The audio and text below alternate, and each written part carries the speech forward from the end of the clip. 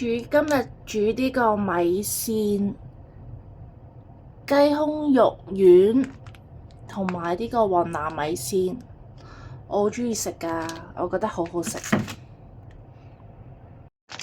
跟住咧，依家就落米線。我通常咧，我係會我鍾意凍水落嘅，我就鍾意凍水落米線嘅。我會煮2束，一束咁多，一束咧我通常唔夠食嘅，咁所以我就要煮2束，都幾大食㗎。煮2束，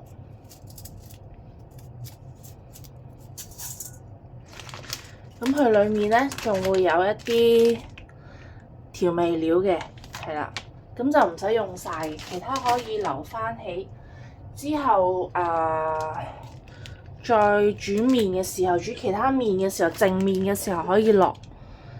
跟住我就會落埋呢個雞胸肉丸，有1、2、3、4、5、6、7、8粒都落晒佢啦。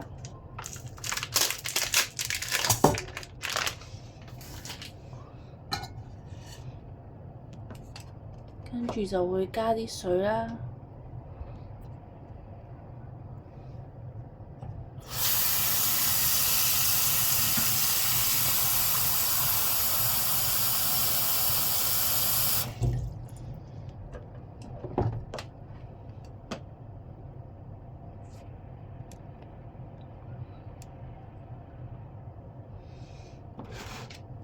跟住就可以開火。我通常連粉咧都會喺佢未水滾嘅時候落埋去。其實我都唔知咁樣煮係啱定唔啱，但係呢個係我個人嘅習慣咯。我就鍾意咩都落晒先嘅。有冇人話俾我聽，其實係咪熱水落先至係啱嘅？其實有冇話邊樣係啱定錯？有冇話邊樣係好食啲？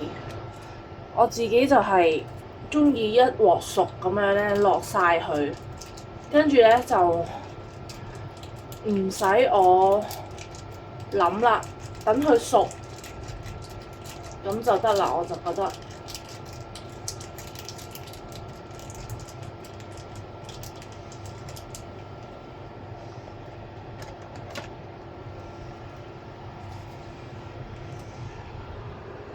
係啦，咁就係咁咯，就係咁。而家就等佢煮15分鐘左右。依家煮好啦，